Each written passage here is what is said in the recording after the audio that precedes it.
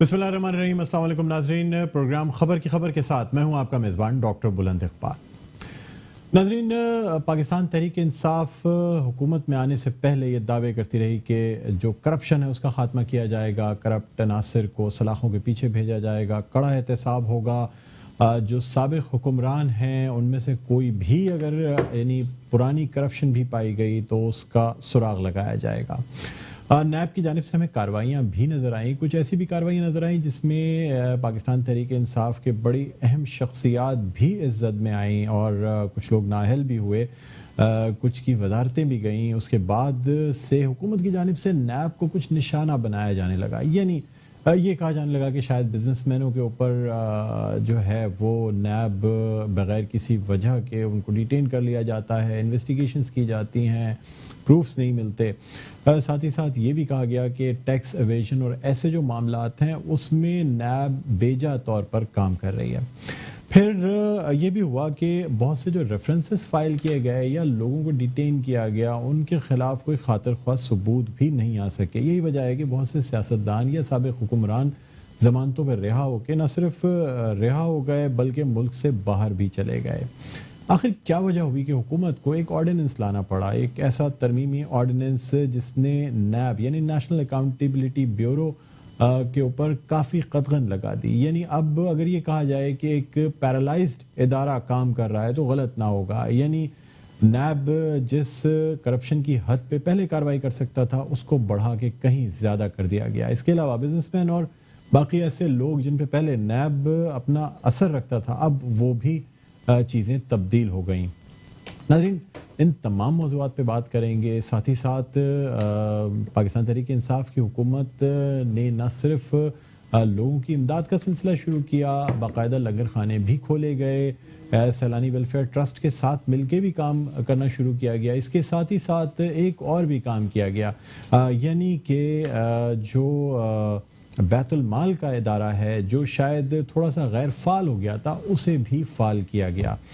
یہ بیت المال کا ادارہ کیسے کام کرتا ہے، کس طرح لوگ اس سے فائدہ اٹھا سکتے ہیں، کس طرح سے لوگوں کی مدد کی جاتی ہے، اس پہ بھی بات کریں گے۔ اور ساتھ ہی ساتھ کراچی میں چونکہ علاج معالجے کی معیاری سہولیات کا فقدان نظر آتا ہے، ایک طرف پرائیویٹ ہاسپٹلس ہیں جو بھاری فیس چارج کرتے ہیں، دوسری جانب وہ سرکاری اسپتال ہیں جن تک لوگ اگر پہنچ بھی جائیں تو علاج و معالجے کی جو سہولیات ہیں ان کا معیار ٹھیک نہیں ہوتا، جس وجہ سے لوگ فلاحی ہسپتالوں کی جانب رخ کرتے ہیں۔ چند ہی دنوں پہلے جو مولانا طارق جمیل صاحب نے ایک ہسپتال کا افتتاح کیا، حسین لاکھانی میموریل ہسپتال، جسے بنایا گیا ہے، جس کا مقصد عام افراد کو بہتر علاج و معالجے کی سہولیات مفت پہنچانا ہے۔ لیکن آج ہمارے پروگرام میں جو مہمان شخصیت موجود ہیں وہ پاکستان تحریک انصاف کراچی کے سینئر نائب صدر ہیں اور سربراہ ہیں بیت المال سندھ کے جناب حنید لاکھانی صاحب۔ السلام علیکم حنید لاکھانی صاحب، خوش آمدید کہتے ہیں پروگرام خبر کی خبر میں۔ وعلیکم السلام، تھینک یو ڈاکٹر صاحب۔ اچھا سر، ایک طرف پاکستان تحریک انصاف کے آپ سینئر نائب صدر ہیں، بیت المال سندھ کے سربراہ بھی ہیں، پلس ایجوکیشن کی فیلڈ میں اگر ہم اقرا یونیورسٹی کی بات کریں، جو کیمپسز ہیں، جو نیٹ ورک ہے، اس کے علاوہ دیگر بزنسز بھی آپ کے، ساتھ ہی ساتھ میں نے یہ بھی چیز دیکھی کہ آپ نے کالم نگاری کا سلسلہ بھی شروع کیا ہے، اور جو ریسنٹ کالم آپ کا میں نے پڑھا وہ ہے کرپشن چھوڑ دی میں نے، اور اس میں آپ نے جو چیزیں بیان کی ہیں وہ یہ ہیں کہ ملک میں، ہمارے ملک میں بدقسمتی سے حکمران کرپشن کرتے ہیں، باہر اپنے گھر بناتے ہیں، اپنے بچوں کو باہر پڑھاتے ہیں اور یہاں سے سارا پیسہ باہر لے جاتے ہیں، ثبوت کوئی نہیں ملتا۔ سر، سب سے پہلے تو میں یہ جاننا چاہوں گا کہ کیا پاکستان تحریک انصاف میں جو لوگ شامل ہیں یا اس وقت جو حکومت میں لوگ شامل ہیں ان کے بچے باہر نہیں پڑھتے؟ دیکھیں، بچے باہر پڑھنا تو کوئی بری بات نہیں ہے جی، یہ اس کا جو میرا پوائنٹ تھا وہ یہ تھا کہ ان لوگوں کا پہلے سے ارادہ ہے پاکستان سے بھاگنے کا، باہر جانے کا، اور یہ لوگ پاکستان کے اندر اس لیے نہیں ہے کہ انہوں نے پاکستان کو بنانا ہے۔ مطلب آپ کیسے کوئی پبلک آفس ہولڈ کر سکتے ہیں باہر کی نیشنلٹی رکھتے ہوئے؟ جب آپ پولیٹیشین نہیں بن سکتے تو آپ کیسے بیوروکریٹ بن سکتے ہیں، گورنمنٹ آفیسر بن سکتے ہیں، پبلک سرونٹ بن سکتے ہیں ایک فورن نیشنلٹی رکھ کے؟ یہاں پہ جیسے ہی گورنمنٹ آفیسر ایک پوزیشن پہ پہنچتا ہے وہ سب سے پہلے بچوں کو باہر بھیجتا ہے تاکہ وہاں پہ اس کی نیشنلٹی ہو جائے۔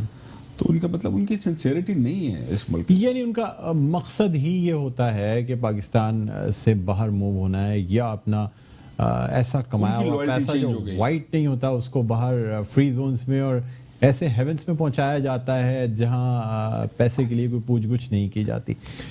سر آپ سے یہ بھی جاننا چاہیں گے کہ آپ سمجھتے ہیں کہ پاکستان تحریک انصاف کی حکومت احتساب کے عمل کو بہتر بنانے میں، مؤثر بنانے میں، کامیاب بنانے میں کوئی کامیابی حاصل ہوئی ہے سر اس حکومت کو؟ میرے خیال میں تو سب سے اچھی کامیابی، سب سے بڑی کامیابی یہ ہے کہ اس وقت حکومت میں کوئی آدمی ایسا نہیں ہے جو کرپشن کر رہا ہو یا جس کے بروکرز شہر میں ملک میں پھر رہے ہوں، ڈفرینٹ بزنس مینوں کے پاس جا رہے ہوں کہ کوئی کام لا کے دو، ہم کام کر دیتے ہیں. جس طرح ہمیشہ سے ہم نے دیکھا ہے پاکستان میں نارملی ہر ایک منسٹر کے کئی لوگ ڈفرینٹ شہروں میں نکلے ہوتے ہیں کہ اس ڈپارٹمنٹ میں کوئی کام ہے تو مجھے بتائیں، میں کروا دوں گا. اس طرح آپ کو اس گورنمنٹ میں نظر نہیں آتا. تو یہ اچھی بات ہے کہ اس بار گورنمنٹ جو ہے وہ کرپٹ نہیں ہے. زیادہ تر منسٹرز جو ہیں وہ سر، لیکن سابقہ حکومتوں میں جو لوگ کرپشن کر گئے ہیں ان کو کیا کوئی مطلب منطقی سزا یا کوئی ایسی چیزیں ہو سکی ہیں یا آپ سمجھتے ہیں مستقبل میں ہو پائیں گی؟ It's a very good question. I wish کہ یہ ہو جائے، لیکن آپ کو مجھ سے بہتر پتا ہے کہ یہ ایک آدمی کا کام نہیں ہے. اس میں مختلف ادارے ہیں. انویسٹیگیشن ایک ڈپارٹمنٹ نے کرنی ہے، جوڈیشری نے اپنا کام کرنا ہے، وکیلوں نے اپنا کام کرنا ہے. سو ادھر تو میں ابھی تھوڑی دیر پہلے جو آپ کو بتا رہا تھا کہ جب ایک کوے کو آپ مارتے ہیں تو 100 کوے جمع ہو جاتے ہیں اور پھر وہ آپ کبھی لائف میں دوبارہ کوے کو ہاتھ نہیں لگاتے. تو وہی حال ہے کرپٹ لوگوں کا یہاں پہ. ایک کرپٹ کو پکڑو تو سینکڑوں کرپٹ لوگ جو ہے وہ جمع ہو جاتے ہیں، اکٹھا ہو جاتے ہیں تاکہ آگے کسی اور کرپٹ کو ہاتھ نہ لگا. دوسری جانب آرڈیننس لے کے آنا، احتساب کا ترمیمی آرڈیننس، آپ نہیں سمجھتے ایک جمہوری حکومت کے لیے بہتر چیز یہ ہوتی ہے کہ آپ پارلیمنٹ لے کے جائیں، اسمبلیوں میں بحث ہو، اس کے بعد قانون بنایا جائے؟ آرڈیننس تو سر ایسی حکومتیں لے کے آتی ہیں جو اپنی ریٹ ڈنڈے کے طور پہ چلائی. نہیں، ایسی بات نہیں ہے. آئی ڈس ایگری ود یو. آرڈیننس کی ایک مدت ہوتی ہے 2-3 مہینے، اور 2-3 مہینے میں اس کو اسمبلی میں جانا ہوتا ہے. اگر وہ دوبارہ اسمبلی نے اپروو نہیں کیا تو وہ آرڈیننس یوز لیس ہو جاتا ہے. یہ کوئی تو اس 2-3 مہینے میں جو آپ نتائج لینا چاہ رہے ہیں آرڈیننس سے، کیا وہ حاصل ہو پائیں گے؟ لوگوں کا خیال یہ ہے کہ سر جب کسی چیز کی ارجنسی کو مضبوط کیا جا رہا ہے، واجد ضیاء صاحب کو ڈائریکٹر جنرل لگانا، اس کے بعد ایف آئی اے کی جو دائرہ اختیار ہے اس کو بڑھانا، اس کو مضبوط کرنا. ایک طرف نیب کو کمزور کیا جا رہا ہے، دوسری جانب وہی کام ایف آئی اے سے لینے کی کوشش کی جا رہی ہے. کیا بات درست ہے؟ میرے خیال میں تو جو ایکسٹرا آرڈنری پاورز نیب کے پاس تھے وہ بھی ٹھیک نہیں تھا، اور اس سے ہماری اکانومی کو سیریس نقصان آ رہا تھا. سر وہی پاورز ایف آئی اے کو دینا، اپنے دائرے سے نکل کر باہر کام کر رہے تھے. At the end of the day we are all Pakistanis.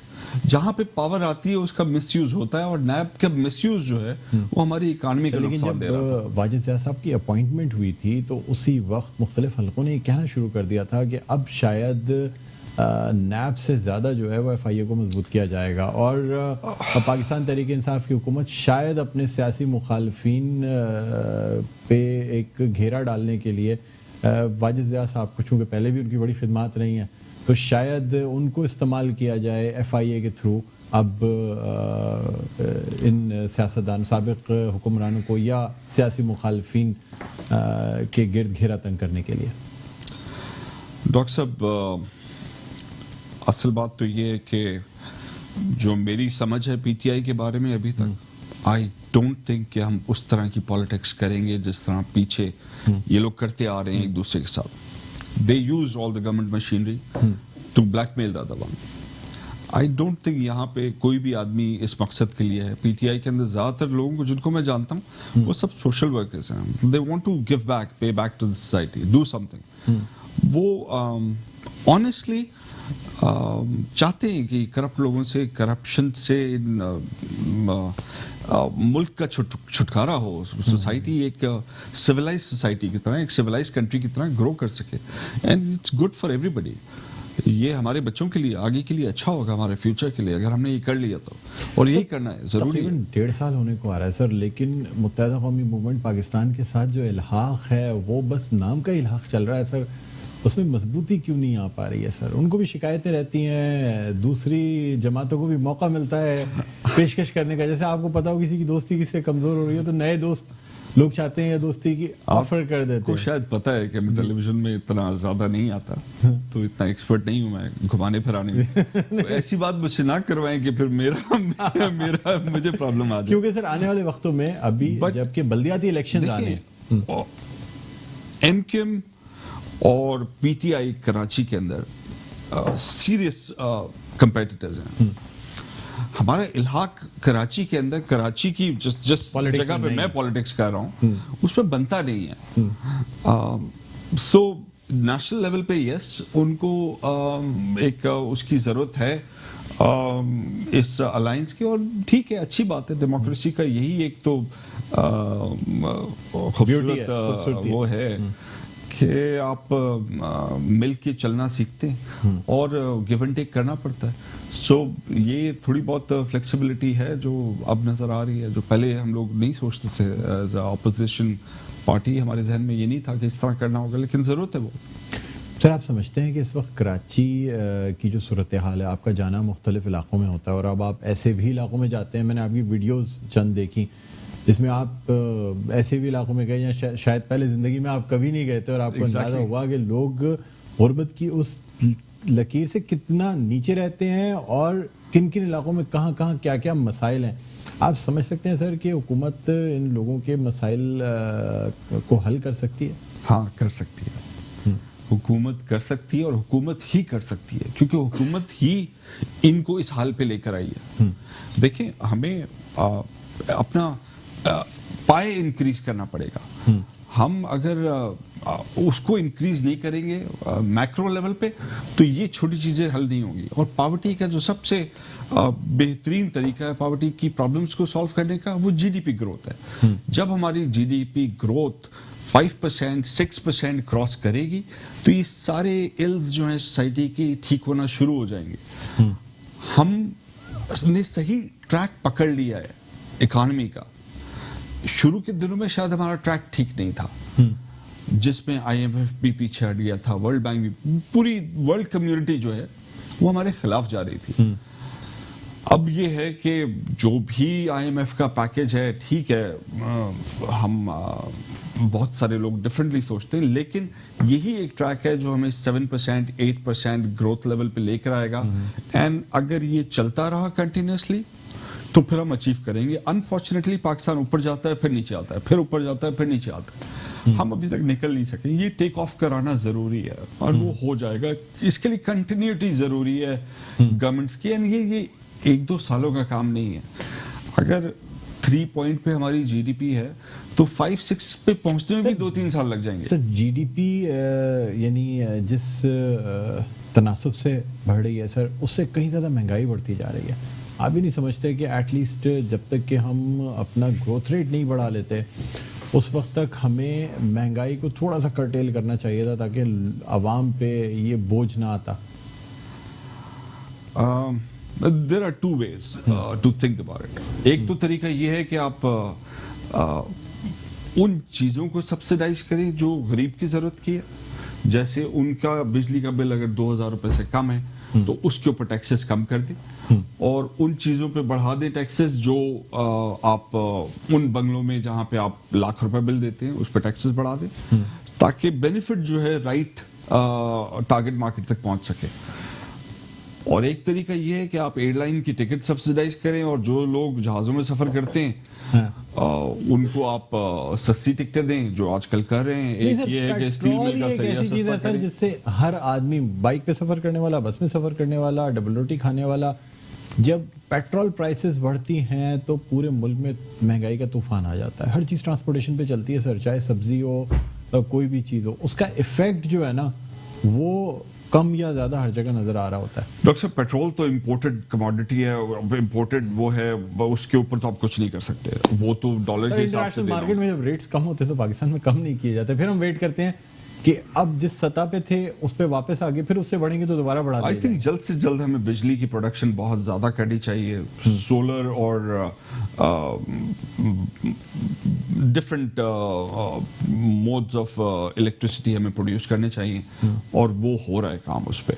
ہمارے پاس اتنا بڑا ونڈ کوریڈور ہے, وہ الیکٹریسٹی اس سے پروڈیوس کراچی کے کرے, پروجیکٹس اینڈ ہماری ٹرانسپورٹ کو بھی ہمیں الیکٹریسٹی پہ لے کے جانا ہوگا, because not just pricing, we need good year also to be, میں کہہ رہا ہوں صاف ہوا بھی ہمیں ملے سانس لینے کے لیے, اس کے لیے بھی ضروری ہے کہ ہم آلٹرنیٹ انرجی کی سر کراچی کے جو میگا پروجیکٹس ہیں جو وفاقی حکومت کی بھی جس میں فنڈنگ شامل ہے, چاہے میں ٹرانسپورٹ کے حوالے سے بات کروں یا پانی کے حوالے سے بات کروں یا اور دوسری چیزوں کے حوالے سے, سر 1.5 سال تک اب تک انیشیٹ نہیں ہو پائے ہیں. K4 کا منصوبہ ابھی تک لہت العالی میں پڑا ہوا ہے, کوئی چیز فائنلائز نہیں ہو پا رہی. یہ وہ چیزیں ہیں جہاں وفاقی حکومت ڈائریکٹلی انٹروین کر سکتی ہے. ایڈمنسٹریٹو معاملات میں اگر نہ بھی انٹروین کرے تو کم از کم اس میں انٹروین کیا جا سکتا ہے. NICVD NICH کو وفاقی حکومت کو دیا گیا, لیکن وفاقی حکومت نے معذرت کر لی کہ ہم چلا نہیں سکتے. بڑی غلطی کی, لیکن I am not the right person to answer this. اگر یہ سوال آپ ان لوگوں سے پوچھیں جن لوگوں نے یہ کام کیا تو بہتر ہوگا. میں سمجھتا ہوں کہ جو سندھ گورنمنٹ کا حال ہے ہمیں واپس نہیں کرنا چاہیے تھا ان کو, because at the end of the day Karachi جو ہے وہ اس کا مینڈیٹ کہ ہمارے پاس ہے یا MKM کے پاس ہے, تو پیپلز پارٹی سے تو یہ امید رکھنی نہیں چاہیے کہ کراچی میں کچھ کریں گے وہ. آج کل انہوں نے کچھ ذرا تیزی کر دی ہے انوگریشنز کرنے میں کیونکہ بلدیاتی الیکشن آ رہے ہیں, لیکن اب پچھلے 12 سال تک تباہ کر دیا, نہ کچرا اٹھایا, نہ گٹر چلائے, نہ پانی دیا. اب 1 سال میں تھوڑا بہت کر کے وہ پھر آ جائیں گے ووٹ لینے کے لیے. سندھ گورنمنٹ روڈ اور یہ تمام چیزیں بنا کے, بدقسمتی ہے ہماری سیریس بدقسمتی ہے کہ لوگ نہیں سمجھ سک رہے کون سچا ہے, کون جھوٹا ہے, کون کرپٹ ہے, کون آنیسٹ ہے, کون جو ہے وہ ہمدردی رکھتا ہے, کون ظالم ہے. لوگوں کو سمجھنا ہوگا یہ. ٹھیک ہے سر, آپ سے مزید گفتگو کریں گے. ایک چھوٹا سا وقفہ ہے سر, وقفے کے بعد ناظرین دوبارہ آپ کی خدمت میں حاضر ہوتے ہیں. کہیں نہ جائیے گا, دیکھتے رہیے پروگرام خبر کی خبر.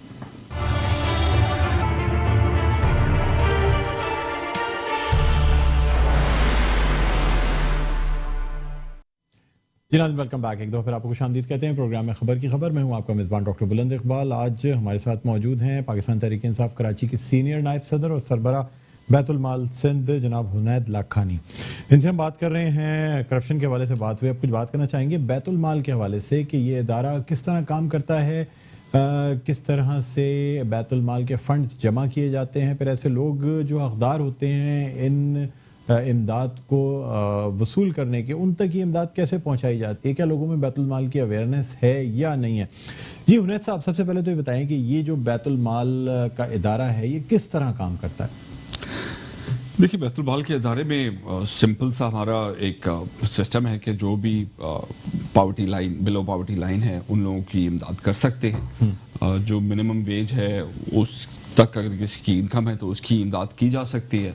اس میں سب سے پہلے تو حقدار وہ یتیم بچے ہیں یا مسکین بچے ہیں جن کا کوئی بھی نہیں ہے, اور ان کے لیے ہمارے پاس آرفنیجز ہیں 9 مختلف شہروں میں. سندھ میں اباؤٹ 1000 کے قریب آرفنز ہیں ہمارے پاس, جن کی کفالت, ان کی ایجوکیشن سب بیت المال کر رہا ہے. اس کے علاوہ جو اپاہج لوگ ہیں اور بیوائیں ہیں ان کے لیے کچھ اسکیمز ہیں, ان کو ویل چیئرز دینا, ان کو کوئی چھوٹی موٹی امداد کرنا, کوئی بہت زیادہ نہیں ہے, بڑا نامنل اماؤنٹ ہے, لیکن کوشش کرتے ہیں کہ ان کا میکسیمم طریقے سے ان کو ڈیل کرے. اس کے بعد ویمن امپاورمنٹ سینٹرز ہیں ہمارے, اور چائلڈ لیبر اور اسٹریٹ کڈس کے لیے پروگرامز ہیں جس میں ہمارے پاس کوئی 4000 کے قریب بچے ہیں جو پڑھ رہے ہیں, ان کو اسٹائپنڈز بھی دیتے ہیں. ہر ڈسٹرکٹ میں ایک اسکول اور ایک ویمن امپاورمنٹ سینٹر ہے. اچھا, یہ چیزیں بنائی جاتی ہیں. فنڈز کیسے اکٹھے کیے جاتے ہیں بیت المال کے؟ بیت المال کی بجٹڈ اماؤنٹ ہوتی ہے, گورنمنٹ سے آتی ہے ہر سال. مخیر حضرات بھی اس میں امداد نہیں دے سکتے. ویل ڈونیشنز لے سکتی ہے بیت المال, لیکن ابھی تک اس پہ کوئی زیادہ کام نہیں ہوا. آئی ڈونٹ تھنک ریاست کو ڈونیشنز کے اوپر ڈپینڈنٹ ہونا چاہیے. یہ تو خاص طور پہ مدینہ کی ریاست کے لیے تو سب سے زیادہ ضروری ہے کہ ان لوگوں کو سینے سے لگائیں, ان کا کام کریں. مطلب یتیم بچے کا اگر ملک ریاست نہیں خیال رکھے گی تو کس کا رکھے گی. انفارچونیٹلی اس کا بجٹ کم ہوا ہے بیکاز پوری اکانومی شرنک ہوئی ہے. 8 بلین سے کم ہو کے کوئی 5.5 بلین ہو گیا, لیکن پھر بھی اس کا کام جو ہے وہ بڑھ رہا ہے. سندھ کی اگر ہم بات کریں, کتنا بجٹ بیت المال سندھ کے پاس ہوتا ہے ایسے نادار افراد کے لیے جن کی امداد کی جا سکتی ہو, اور کوئی کرائٹیریا ہوتا ہے کہ کس طریقے سے ان کی امداد کی جائے گی, کیا وہ ہوتا ہے؟ یعنی اگر کوئی شخص بیت المال سندھ سے کراچی کا شہری اور وہ مدد لینا چاہے تو کیا پروسیجر ہوتا ہے؟ دیکھیں، اگر تو کوئی شخص ہاسپٹل میں ہے، اس کو کینسر ہے، تھیلیسیمیا ہے، یا اس کو ڈائلسس کا پیشنٹ ہے، یا کوئی ایسی بیماری کا جس کا وہ افورڈ نہیں کر سکتا، وہ اسی ہاسپٹل میں جائے گا، کوئی بھی پبلک سیکٹر ہاسپٹل یا سی ایم ایچ جو آرمی کے ہاسپٹلس ہیں، وہاں پہ جا کے بیت المال کا فارم فل کر کے جمع کرا دے گا انہی کو. اسی طرح کسی کو اگر فیس افورڈ نہیں کر سکتا کسی پبلک سیکٹر میں، مہران میڈیکل ہو گئی یا مہران انجینئرنگ ہو گئی یا سندھ یونیورسٹی ہو گئی، کراچی یونیورسٹی، تو وہ اسی یونیورسٹی کے پاس جائے گا، وہ یونیورسٹی بیت المال سے لے لے گی. اسی طرح بہت سارے سینٹرز ہیں جہاں پہ تھیلیسیمیا اور کڈنی کا علاج ہو رہا ہے، ڈائلسس کا، وہ بھی بیت المال سے ڈائریکٹ لے لیتے ہیں. کچھ جگہوں پہ پیشنٹس بھی اپروچ کرتے ہیں، کوئی کینسر پیشنٹ ہو گیا، اس کو ٹریٹمنٹ کی ضرورت ہے، تو ہم بیت المال کے لوگ ان کو اپروچ کر کے ان کی ڈیٹیلز لے کے ان کے پاس چلے آتے ہیں اور ان کو فنڈ مختص کر دیتے ہیں to be used in any public sector hospital. یتیم بچے تو جہاں پہ بھی ہوں پتہ چلتا ہے بیت المال اڈاپٹ کر لیتی ہے. ہاں، کیسے اڈاپٹ کرتے ہیں؟ یعنی اگر کوئی بچے ہوں جن کو کہ ضرورت ہو تعلیم کی، فنڈز کی، چیزوں کی، تو کس طریقے سے اپروچ کس طرح کو کیا جائے؟ دیکھیے، یتیم بچے جو ہیں یوزلی ان کے فیملی ممبرز لا کے بیت المال کو دیتے ہیں. بیت المال ایڈورٹائز بھی کرتا ہے اس کے لیے بہت سارے لوگوں، کیونکہ ہر ڈسٹرکٹ میں اس کا آفس ہے تو اس کا ریچ ہے ہر جگہ. لوگ آتے ہیں اور اپنا کوئی بھتیجا، کوئی بھانجا، کوئی اس کو لا کے دیتے ہیں، اس کا ڈیتھ سرٹیفکیٹ دیتے ہیں پیرنٹس کا، اور وہ بچے اڈاپٹ کر لیتا ہے بیت المال. پھر ان کو اسکولنگ، ان کا کالج، آئی تھنک 18 سال کی ایج تک یا لٹل بٹ مور دین 18 اس وقت تک بیت المال کے پاس رہتے ہیں. اچھا، ان کی کفالت جو ہے بیت المال کے پاس رہتی ہے. اور یعنی ایسے تقریباً کتنے ابھی بچے ہوں گے جو بیت المال؟ میرے پاس سندھ میں 1000 بچے ہیں.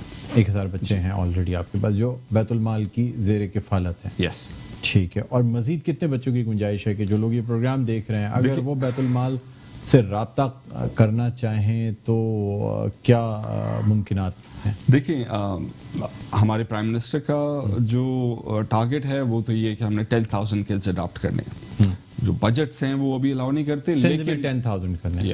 اچھا، لیکن بجٹ کی پرواہ کیے بغیر کوئی بھی بچہ ہو اگر وہ مجھ تک ریچ کر لیتے ہیں، بیت المال میں ریچ کرتے ہیں، تو I will adapt them. So we are ready. اس وقت ہمارے پاس 1000 بچوں کی اور گنجائش موجود ہے، میرے اپنے پاس موجود ہے، تو وہ ہم لوگ کریں گے، جتنے بچے آئیں گے ان کو کریں گے. اچھا سر، بہت سے لوگ علاج معالجے کے لیے مجبوراً پرائیویٹ ہاسپٹل چلے جاتے ہیں، جان بچانی ضروری ہوتی ہے، بعد میں بلز جو ہیں وہ جب ان کو ملتے ہیں تو اس سے بیماری میں مزید اضافہ ہو جاتا ہے.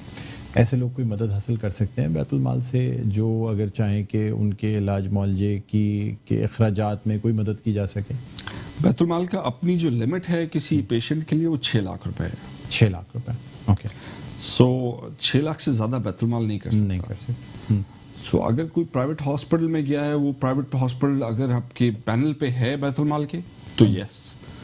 لیکن بیت المال کے پینل پہ کتنے ہاسپٹلس ہیں تقریباً؟ میرے خیال میں پرائیویٹ سیکٹر کے کچھ ہاسپٹل ضرور ہوں گے جو ایسی بیماریاں ہیں جن کا علاج پبلک سیکٹر میں نہیں ہے یا جن کے ہاسپٹلس کی کمی ہے.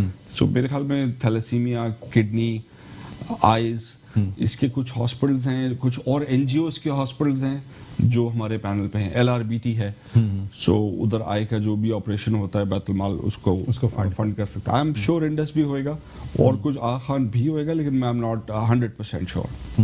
یعنی اگر بیت المال کے پینل کے ہاسپٹل سے علاج کرایا جاتا ہے تو پھر 6 لاکھ تک کی لمٹ تک کا علاج جو ہے اس کے اخراجات بیت المال کی جانب سے دے دیے جاتے ہیں. کرائٹیریا کیا ہوتا ہے کہ جس طرح مختلف لوگوں کو دیکھا جاتا ہے کہ ماہانہ انکم کتنی ہے، گھر اپنا ہے نہیں ہے، بچے کس اسکول میں پڑھ رہے ہیں، جس طرح عام صرف ہاسپٹلس کا کرائٹیریا اتنا سخت ہے کہ اگر آپ ہاسپٹل بڑے جن ہاسپٹلس کا آپ نے نام لیا، ان ہاسپٹل سے اگر آپ ویلفیئر پہ علاج کروانا چاہیں نا تو سر آپ کا پیشنٹ یا تو وہاں پڑے جو ہے مزید بیمار ہو جائے گا، یا پھر یہ ہے کہ آپ اگر کوئی پلانڈ آپریشن کروانا چاہیں تو شاید اس آپریشن کی نوبت ہی نہ آ سکے. اتنی ویریفیکیشنز ہیں اور اتنی چیزیں ہیں. اگر ایک سفید پوش انسان اپنے بچوں کو اچھے اسکول میں غلطی سے پڑھا لیتا ہے نا تو پھر وہ کہیں اس کو علاج معالجے کی سہولیات بھی نہیں ملتی. یہ کہہ کے کہ جب وہ اپنے بچوں کو ایک اچھے اسکول میں پڑھا سکتا ہے تو اپنے علاج پہ پیسے کیوں نہیں خرچ کر سکتا؟ تو سر اس کے لیے کوئی چیز کی جا رہی ہے؟ آپ کی بات بالکل ٹھیک ہے. ایجوکیشن ایکسپینسو ہے. چونکہ میں بھی پرائیویٹ سیکٹر سے تعلق رکھتا ہوں تھوڑا بہت, تو میں ساتھ ساتھ یہ کہوں گا کہ ایکسپینسو ہونے کے باوجود دنیا میں سب سے چیپ ایجوکیشن یہاں پر پاکستان میں. بالکل. ہائر ایجوکیشن بھی بہت ایکسپینسو ہے, لیکن بہت ایکسپینسو ہوتے ہوئے بھی دنیا میں سب سے کم قیمت پہ یہاں پر ہے. اور we are living in a global village now. ایک پی ایچ ڈی یہاں پہ بھی نوکری کرتا ہے, اس کی دبئی میں بھی نوکری ہوتی ہے, سعودی عربیہ میں بھی ہوتی ہے, یورپ میں بھی ہوتی ہے, آسٹریلیا میں بھی ہوتی ہے, تو وہ کہیں پہ بھی جا سکتا ہے بیکاز ہائیلی کوالیفائڈ لوگ ضرورت ہوتے ہیں. سو یس اٹ از ایکسپینسو. اس کے لیے بہت سارے طریقے ہیں. جب لوگوں نے ہائر ایجوکیشن کرنی ہی ہے تو اس کی اپنی انشورنسز ہوتی ہیں, ہیلتھ کیئر کی بھی انشورنسز ہوتی ہیں. ہماری جو بھی آرگنائزیشن اس میں سارے امپلائیز جو ہیں ہیلتھ کیئر انشورڈ ہیں. سو اور گورنمنٹ کی ریکوائرمنٹ بھی یہی ہے کہ آرگنائزیشن کو کرنی ہے. سو لوگوں کے پاس انشورنس تو ہونی چاہیے. آج کے وقت میں جب اتنی ساری بیماریاں کھلے عام, مطلب ہر تیسرا چوتھا, اللہ تعالیٰ پہ توکل کے ساتھ جو ہے نا وہ انشورنس بھی ضروری ہے. نہیں, اللہ بھی تو کہتے ہیں نا کہ آپ اونٹ کو پہلے باندھو نا, بغیر باندھے صرف توکل کے ساتھ تو نہیں سونا چاہیے. تو جب آپ کے پاس سکت نہیں ہے تو انشورنس ہی کرانی چاہیے اور وہ کر کے رکھنی چاہیے. آج کل کے زمانے میں بہت ساری ایسی بیماریاں ہیں جو پاکستان کے ہاسپٹلز ٹھیک نہیں کر سکتے, باہر بھی جانا ہو سکتا ہے. لوگوں کی مدد کے ساتھ ساتھ نوجوانوں کے روزگار کے لیے کچھ کیا جا رہا ہے یعنی پاکستان تحریک میں جنرل اگر آپ سے سوال کروں گے سر, ٹھیک ہے ایک طرف بھوکوں کو کھانا کھلا دینا, لوگوں کی امداد کر دینا, یہ اپنی طرف ایک اپنی جگہ ٹھیک ہے تاکہ لوگوں کا سروائیول رہے, لیکن ان دا لانگ رن لوگوں کو ہنرمند بنانے کے لیے, ان کے لیے ملازمت کے مواقع فراہم کرنے کے لیے پاکستان تحریک انصاف کی حکومت کیا کر رہی ہے سر؟ دیکھیے جو ہمارا گروتھ ریٹ ہے, پاپولیشن گروتھ ریٹ ہے, اس حساب سے تو 3% منیمم ریکوائرڈ ہونا چاہیے. جب تک گروتھ ریٹ ہمارا اوپر نہیں جاتا تب تک یہ امپلائمنٹ کے ایشوز بھی نہیں ٹھیک ہوں گے اور ان امپلائمنٹ بڑھتی جائے گی. ہمیں سارا فوکس جی ڈی پی پہ کرنا چاہیے. اس کے لیے ہمارا جو سی پیک ہوا ہوا ہے وہ میرے خیال میں وہ ایک لائٹ ہے the end of the tunnel. اس سے ہمارے اسپیشل اکنامک زونز بھی بنیں گے, ہمارا سپلائی چین پورا جو سسٹم ہے وہ بھی بنے گا, اور ملک کو ٹورزم اور مختلف ایسی فیلڈز میں اوپن اپ ہونا پڑے گا جس میں ہم امیجیٹلی امپلائمنٹ کریٹ کر سکیں, انٹرپرینورشپ اپنی بڑھا سکیں. آئی فیل کہ ٹورزم میں Pakistan is doing really well now. It's growing, businesses are growing, لوگ دوبارہ انویسٹمنٹ کر رہے ہیں. ایکسپورٹس میں وی آر ڈوئنگ ویل. زیادہ تر انڈسٹریلسٹ جو میرے دوست ہیں, جاننے والے ہیں, وہ سب ایک اور ٹیکسٹائل مل, ایک اور ویونگ مل لگا رہے ہیں. زمینوں کی کمی ہے, اسپیشل اکنامک زونز کی کمی ہے. حکومت کو جلد سے جلد اسپیشل اکنامک زون بنانے چاہیے, اور ان شہروں میں جہاں پہ انٹرپرینورز ہیں لائک کراچی, لاہور, فیصل آباد, سیالکوٹ, گجرانوالا, گجرات, اسلام آباد, پشاور, یہ اکنامک زونز کا ڈیلے فردر ہمیں نقصان دے گا. تو جلد سے جلد سب کو اس وار فوٹنگ پہ کام کرنا چاہیے. Skill development is also very important for economy. Labour productivity اگر آپ کی اچھی نہیں ہوگی تو آپ اچھے انڈسٹریل اکانومی بن نہیں سکتے. اس کے لیے بھی کام جو ہماری احساس پروگرام ہے اس کے تھرو بڑے زور و شور سے ہو رہا ہے, لیکن somehow ہماری بیوروکریسی جو ہے وہ سمجھتی سارے کام ہم خود کریں گے. ہمارا جو ہے نیشنل ووکیشنل ٹریننگ سینٹر جو ہے نیفٹیک اور یہ کر نہیں, ہمیں اوپن اپ ہونا ہوگا, پرائیویٹ سیکٹر کو لانا پڑے گا تاکہ اگر 1000 بچوں کو ٹرین کر سکتے ہیں تو وہ 1 لاکھ بچوں کو ٹرین کریں. پرائیویٹ پارٹنرشپ ضروری ہو جائے گی, اور یہی بچہ نکلے گا. بریک سے پہلے ایک اور کویسچن آپ سے کرنا چاہوں گا, اس کے بعد ہم بریک پہ جائیں گے. مجھے بتائیے گا کہ ویمن امپاورمنٹ سینٹر کی آپ نے بات کی جو بیت المال کی طرف سے بنائے گئے, کس طریقے سے یہ سینٹرز کام کرتے ہیں تاکہ ہماری خواتین یا بہنیں میری جو پروگرام دیکھ رہی ہیں اگر وہ ان سینٹرز میں آنا چاہیں تو کیا سہولیات ملتی ہیں, کیا امپاورمنٹ ملتی ہے انہیں؟ دیکھیے یہ سارے جو ویمن امپاورمنٹ سینٹرز ہیں جیسے میں نے بتایا ہر ڈسٹرکٹ کے یوزلی کچی آبادیز کے آس پاس ہیں. یہاں پہ بچیوں کو, عورتوں کو سلائی, کڑھائی, سیکٹریل آئی ٹی کورسز اور ساری ہینڈز آن ٹریننگ جو چیزیں ہیں چھوٹی موٹی اسکلز وہ سکھائی جاتی ہیں, مفت دی جاتی ہے. ہاں بالکل, بلکہ اسٹائپنڈ بھی دیا جاتا ہے. اچھا, وظیفہ بھی ساتھ میں دیا جاتا ہے. لیکن بیت المال کا یہ کام تو یہ کر رہا ہے, ایجوکیشن بھی کر رہا ہے, باقی چیزیں بھی کر رہا ہے, لیکن یہ اسپیشلٹی نہیں ہے بیت المال کی. یہ کام احساس پروگرام, احساس منسٹری کا ہے, اور اس کے پاس فنڈز بھی ہیں. بیت المال اگر 5 بلین پہ کام کر رہا ہے تو وہ 175 بلین پہ کام کر رہا ہے. زمین آسمان کا بہت زیادہ. سو بہتر ہے کہ آپ ان سے پتہ کریں کہ وہ کیا کر رہے ہیں یا نہیں کر رہے, ضائع کر رہے ہیں یا استعمال. آپ کے کتنے سینٹرز ہیں سر بیت المال کے وومن ہمارے وومن امپاورمنٹ کے 32 سینٹرز ہیں آلموسٹ ہر ڈسٹرکٹ سندھ میں, اور 37 سکولز ہیں سندھ کے ہر ڈسٹرکٹ میں. یس. اچھا. For and 9 آرفنیجز. اچھا, یتیم خانے بھی ہیں 9 کے قریب, جو کہ بلکہ میں دعوت دوں گا آپ کو, آپ کسی دن خود آ کے دیکھیں تو آپ کو اندازہ ہوگا. And you must take out some time to visit. Sure. Sir آپ سے مزید گفتگو کریں گے, ایک چھوٹا سا وقفہ لینا چاہیں گے ناظرین. وقفے کے بعد دوبارہ آپ کی خدمت میں حاضر ہوتے ہیں. کہیں نہ جائیے گا, دیکھتے رہیے پروگرام خبر کی خبر.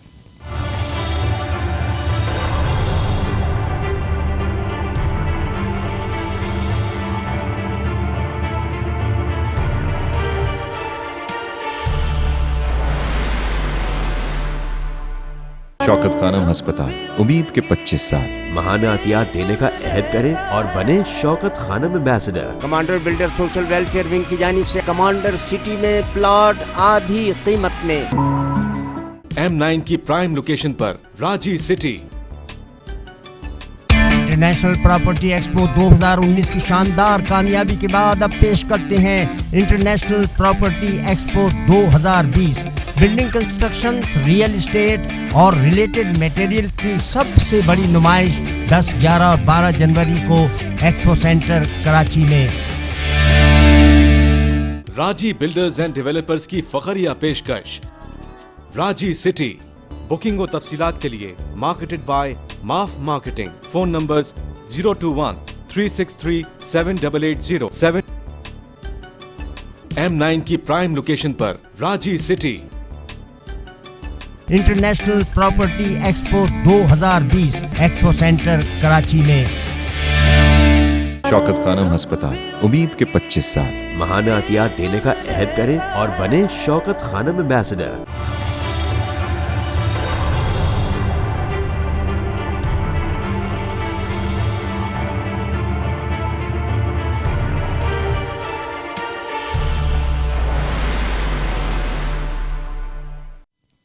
جی ناظرین, ویلکم بیک. ایک دفعہ پھر آپ کو خوش آمدید کہتے ہیں پروگرام میں خبر کی خبر. میں ہوں آپ کا میزبان ڈاکٹر بلند اقبال. ہم بات کر رہے ہیں بیت المال سندھ کے حوالے سے, اور یعنی پاکستان تحریک انصاف کی حکومت کا جو کردار ہے کرپشن کو ختم کرنے میں, اس کے حوالے سے, اور ساتھ ہی ساتھ فلاحی اسپتالوں کا کیا کردار ہے کراچی کے شہریوں کو علاج کی سہولیات فراہم کرنے میں. ہمارے ساتھ موجود ہیں پاکستان تحریک انصاف کراچی کے سینئر نائب صدر اور بیت المال سندھ کے سربراہ حنید لاکھانی.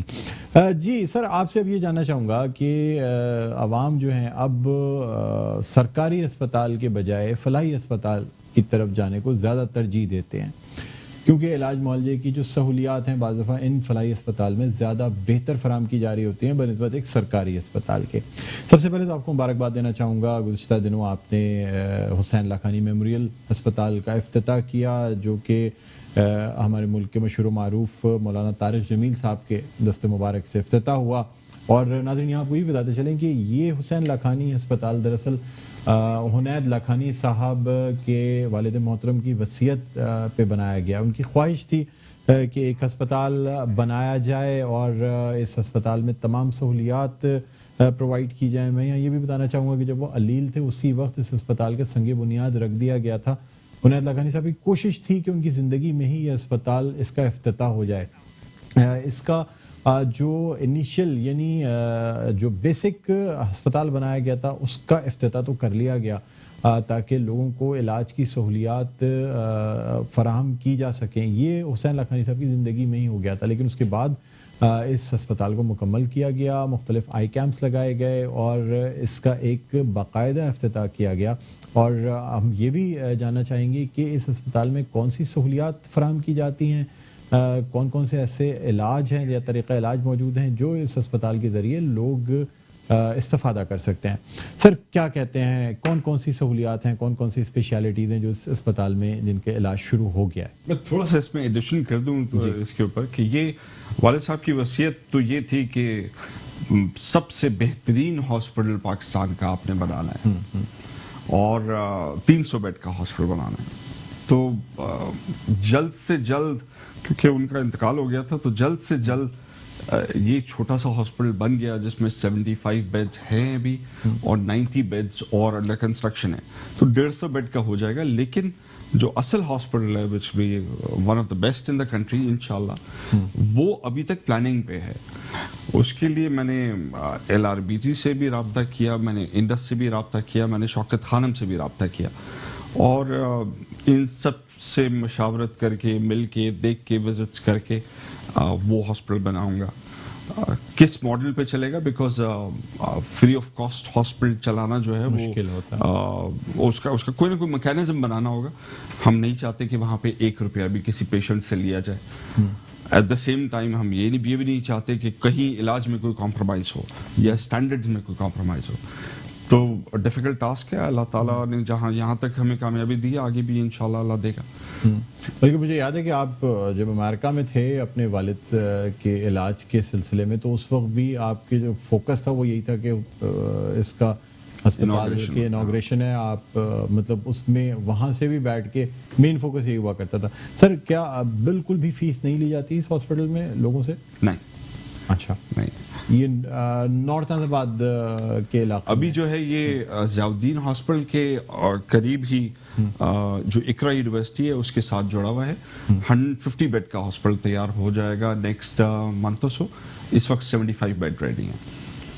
اور کون کون سی سب اسپیشلٹیز ہیں, یعنی آئی کیمپ وغیرہ لگایا گیا؟ اس وقت یہاں پہ آئز کا ہے ہو رہا ہے, گائنی کے ڈاکٹر ہیں, اور جنرل فزیشین ہے, ایمرجنسی وارڈ ہے. Basically it's more of a trauma centre right now. Operation theatre ابھی نہیں بنا ہے. جب آپریشن تھیٹر بن جائے گا تو اس کے بعد ڈفرینٹ, اور بلکہ کل ہم نے ان کے ساتھ ایو کلینک کے ساتھ آرتھوپیڈک میں ایگریمنٹ سائن کیا. تو آرتھوپیڈک کے جو ہیں اب ایو کلینک پہ جا کے ان کا آپریشن ہو جائے گا, یہاں سے ریفر کر دیا جائیں گے ایو کلینک میں, اور ان کو علاج معالجے کی. اور LRBT کے ساتھ ہم نے سائن کیا ہے. LRBT کو ہم پورا 150 بیڈ کا انشاءاللہ آئی ہاسپٹل بنا کے دے رہے ہیں, اور وہی لوگ چلائیں گے. فری آف کاسٹ ہی چلاتے ہیں وہ لوگ, ان کا اپنا میکینزم ہے فنڈز جنریٹ کرنے کا. تو ان سے بھی کچھ سیکھنے کو ملے گا, اور شوکت خانم سے بھی سیکھنے کو ملے گا. انڈس کی سپورٹ ہے ڈاکٹر باری کی. لیکن ایک جو شکایت لوگوں کو ہوتی ہے وہ یہ ہے کہ جب کوئی ہاسپٹل اچھی علاج کی سہولیات فراہم کرنے لگتا ہے تو پھر وہاں ویٹنگ لسٹ اتنی لمبی ہو جاتی ہے, ویٹنگ ٹائم اتنا لمبا ہو جاتا ہے. جس طرح ایک شوکت خانم میموریل ہاسپٹل سے بھی لوگوں کو یہ شکایت رہتی ہے کہ وہاں جا کے سب سے مشکل کام یہ ہے کہ آپ کو اپوائنٹمنٹ مل جائے, اور اس سے بھی مشکل کام یہ ہے کہ آپ کا علاج شروع ہو جائے. کسی بھی فلاحی ادارے کا یہ کام نہیں ہے کہ پورے ملک کی ضرورت وہ پوری کر لے. یہاں پہ 3 کروڑ آبادی کا شہر ہے. ادھر کتنے نئی ہاسپٹل بنے ملک کی ضرورت پوری کرنا بھی آپ کی پارٹی کا ہی کام ہے نا سر؟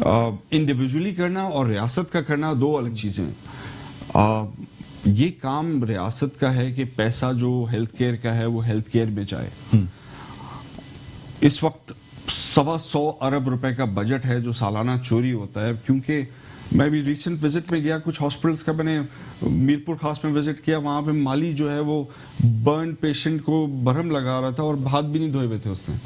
جب اس کی ویڈیو ریکارڈ کی, اس سے پوچھا بھائی کیا کر رہے ہو, کیا کرتے ہو یہاں پہ؟ جی میں مالی ہوں. تو یہ کیوں کر رہے ہو ایمرجنسی وارڈ میں؟ جی کوئی ہے نہیں تو میں. ڈاکٹر صاحب نے کہا آپ کر دیں. نہیں ڈاکٹر صاحب ہے ہی نہیں وہاں پہ, تو وہ کرے گا. انجیکشنز کوئی اور لگا رہا ہے, کہیں کیا ہو رہا ہے, بیڈز ٹوٹے میں زنگ لگا.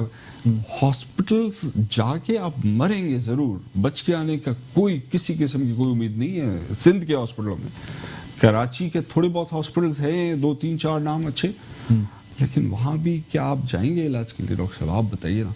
سر مجبوری میں جب ایمرجنسی ہوتی ہے تو انہی سرکاری اسپتال کی ایمرجنسی سے لوگ ٹریٹمنٹ بھی پاتے ہیں, اور کتنے چانسز ہیں فردر انفیکشن کے وہاں پہ, اور کتنے چانسز ہیں بچنے کے؟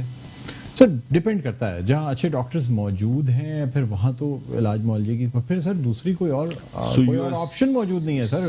آپ مجھے بتائیں رات کے 2 بجے اگر کسی کو دل کا دورہ پڑتا ہے تو اس کے پاس اتنا ٹائم نہیں ہوتا کہ وہ آل دا وے کسی دور دراز کے علاقے سے وہ کسی بیسٹ ہاسپٹل تک پہنچ میں سکے؟ تو کہتا ہوں اللہ نہ کرے کسی کو دل کا دورہ پڑے، بیکاز جو ہاسپٹلز ہیں وہاں پہ دل کے دورے کے لیے جائیں گے ہیپیٹائٹس لے کر آئیں گے، ہیپیٹائٹس کے لیے جائیں گے ایڈز لے کر آئیں گے، ایڈز کے ساتھ جائیں گے 5 اور مختلف ٹائیفائڈ لے کر آئیں گے. سو ہاسپٹل میں انفیکشن کنٹرول سب سے زیادہ ضروری حسین چیز ہے. لاکھانی ہاسپٹل کو ایکسپینڈ کیسے کریں گے؟ کیونکہ اب جیسے ضلع بستی میں موجود ہے تو باقی کراچی کے لوگوں کے لیے بھی کوئی سینٹرز بنائے جائیں گے، کوئی موبائل ٹیمیں بنائی جائیں گی. آج کل سر زیادہ جو ٹرینڈ ہے وہ یہ ہے کہ باقاعدہ ایک کنٹینر کے اندر موبائل ہاسپٹل، چھوٹے چھوٹے یونٹس، ایمرجنسی یونٹس بنا لیے جاتے ہیں تاکہ لوگ ایزیلی وہاں جا سکیں، وہاں سے ریفرل ہو کے پھر کہیں پہ بھی جا سکتے ہیں.